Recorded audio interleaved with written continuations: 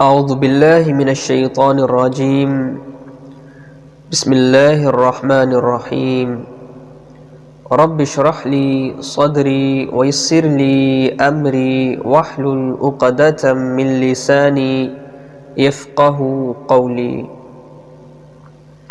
السلام علیکم ورحمۃ اللہ وبرکاتہ۔ ناظرین، امید کرتا ہوں آپ سب بخیر و عافیت ہوں گے۔ اسلامک ایجوکیشن کلاس میں آپ کو خوش آمدید کہتے ہیں۔ ناظرین عزیز طلبہ و طالبات، جیسا کہ آپ جانتے ہیں کہ انٹرمیڈیٹ پارٹ 1 کی اسلامیات لازمی کا جو پہلا باب ہے وہ بنیادی عقائد پر مشتمل ہے۔ تو اس سے پہلے والی کلاس میں ہم نے لفظ عقیدہ پر بات کی تھی، عقیدہ کا مفہوم، عقیدہ کے لغوی معنی، اصطلاحی تعریف۔ تو آج ہم انشاءاللہ الرحمن اس سے آگے توحید پر بات کرنے والے ہیں۔ تو آج کا جو ہمارا ٹاپک ہے وہ ہے توحید۔ تو آج ہم انشاءاللہ الرحمن توحید پر بات کریں گے۔ تو آئیے اپنی کلاس کی ابتدا کرتے ہیں، اپنی بات کا آغاز کرتے ہیں۔ ناظرین، عقیدہ اسلام کے بنیادی عقائد میں سب سے پہلا عقیدہ ہے۔ اسلام کے بنیادی ارکان، اسلام کے بنیادی عقائد میں سب سے پہلا عقیدہ عقیدہ توحید ہے، جس کے معنی ہے ایک ماننا، یکتا جاننا، واحد ماننا، ایک ماننا، یکتا جاننا۔ اور اگر دین کی اصطلاح میں دیکھا جائے تو توحید اس بات کو کہتے ہیں کہ سب سے برتر اور اعلیٰ ذات اور اس پوری کائنات کی خالق اور مالک ذات کے واحد ہونے پر ایمان لایا جائے، اور وہ ذات اللہ تبارک و تعالیٰ کی ذات ہے۔ اللہ تبارک و تعالیٰ کے واحد ہونے پر، یکتا ہونے پر ایمان لایا جائے، اور اللہ تبارک و تعالیٰ ہی کی ذات کو عبادت کے لائق سمجھا جائے۔ اللہ تبارک و تعالیٰ اپنی ذات میں، اپنی صفات میں، اپنی عبادت میں واحد ہے، اس کا کوئی شریک نہیں، وہ معبود برحق ہے۔ تو اس بات پر ایمان لانا، اس بات پر پختہ اور اٹل یقین رکھنا، یہ توحید ہے۔ اور توحید اسلام کے بنیادی عقائد میں سب سے پہلا عقیدہ ہے، جس کو سمجھنا بہت ضروری ہے، جس کو سمجھے بغیر، جس پر ایمان لائے بغیر، جس کو جانے بغیر انسان اسلام میں، ایمان میں داخل نہیں ہو سکتا۔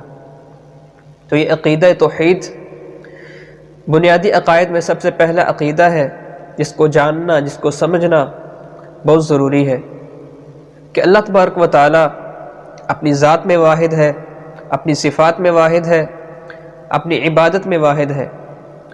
عبادت کے لائق صرف ایک اللہ تبارک و تعالیٰ کی ذات ہے، اللہ کے سوا کوئی عبادت کے لائق نہیں، کوئی معبود برحق نہیں۔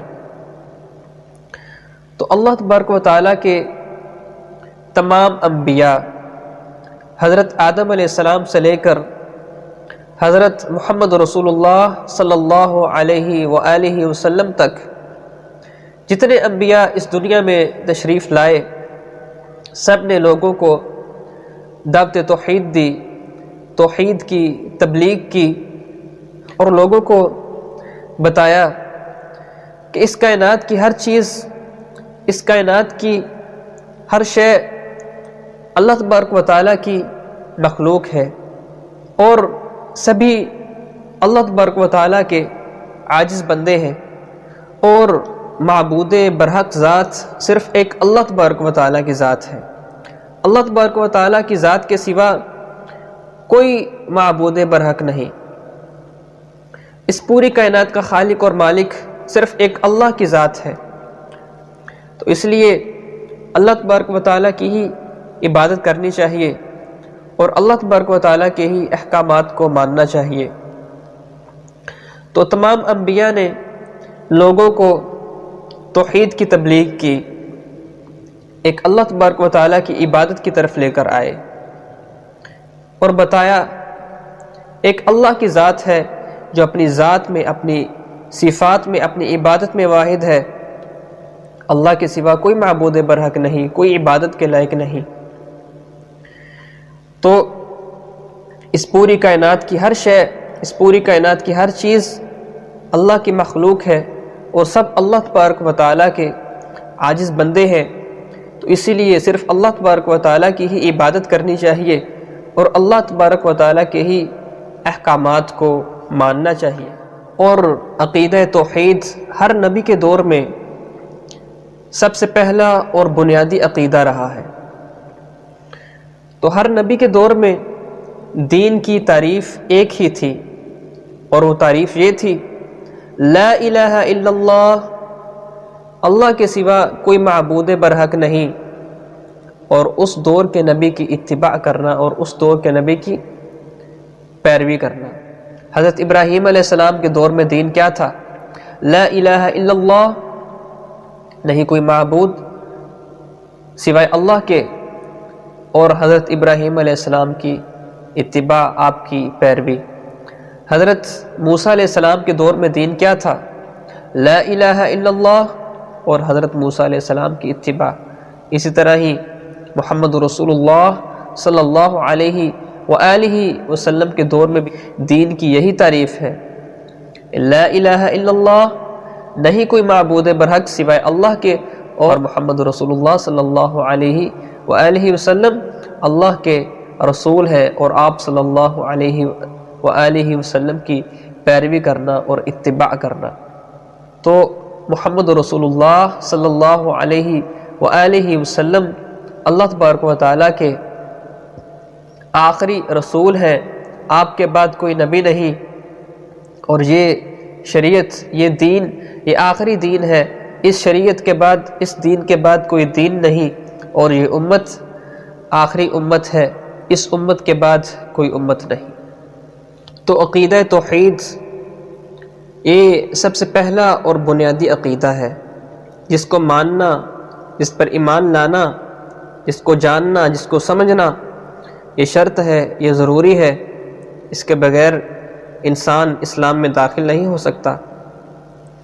تو یہ عقیدہ توحید ہر نبی کے دور میں سب سے پہلا اور بنیادی عقیدہ رہا ہے کہ اللہ اپنی ذات میں، اپنی صفات میں، اپنی عبادت میں واحد ہے، کوئی اللہ کی ذات میں، صفات میں، عبادت میں شریک نہیں، اور اس پوری کائنات کی خالق اور مالک ذات صرف اللہ تبارک و تعالیٰ کی ذات ہے۔ ناظرین، اب ہم آتے ہیں وجود باری تعالیٰ کی طرف کہ وجود باری تعالیٰ برحق ہے۔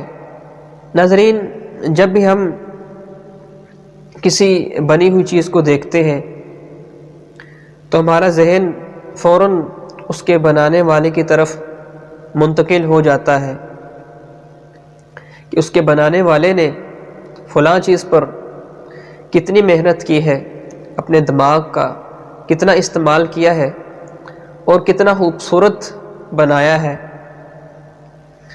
کیونکہ کبھی کوئی عقل اس بات کو تسلیم نہیں کر سکتی کہ کوئی چیز خود بخود بن جائے، گھڑی بغیر گھڑی ساز کے بن جائے، مکان بغیر کسی معمار کے بن جائے، یا کوئی چیز خود بخود ہی بن جائے، تو کبھی بھی کوئی عقل اس بات کو تسلیم نہیں کر سکتی۔ تو اسی طرح ہی جب ہم اس پوری کائنات کو دیکھتے ہیں تو ہمارا ذہن اس کائنات کے بنانے والے کی طرف منتقل ہو جاتا ہے۔ اس کائنات کو بنانے والی کوئی ذات ہے، یہ کائنات خود بخود نہیں بنی، اس کو بنانے والی کوئی ذات ہے اور وہ اللہ تبارک و تعالیٰ کی ذات ہے۔ اس پوری کائنات کا نظام ایک خاص نظم و ضبط کے ساتھ چل رہا ہے، اور اس پوری کائنات کا نظام چلانے والا کوئی ہے، اور وہ ذات اللہ تبارک و تعالیٰ کی ذات ہے۔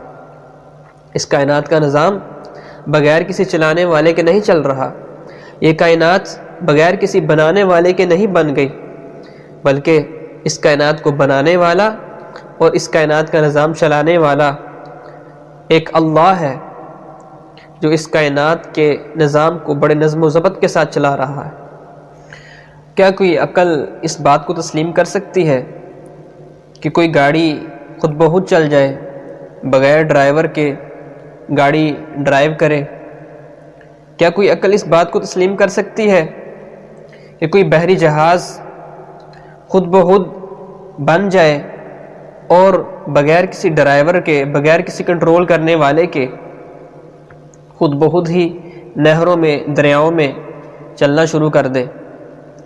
جب کوئی عقل اس بات کو تسلیم نہیں کر سکتی کہ کوئی گاڑی بغیر ڈرائیور کے ڈرائیو کرے، تو اس بات کو کیسے تسلیم کر سکتی ہے کہ یہ کائنات بغیر کسی چلانے والے کے چل رہی، بغیر کسی بنانے والے کے بن گئی؟ جب کوئی بحری جہاز خود بخود نہیں بن سکتا، جب کوئی بحری جہاز خود بخود بغیر کسی کنٹرول کرنے والے کے، بغیر کسی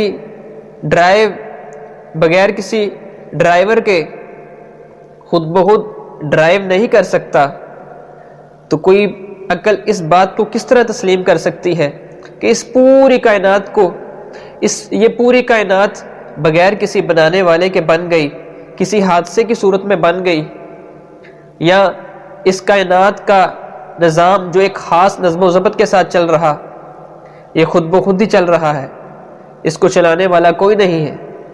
اس بات کو کس طرح کوئی عقل تسلیم کر سکتی؟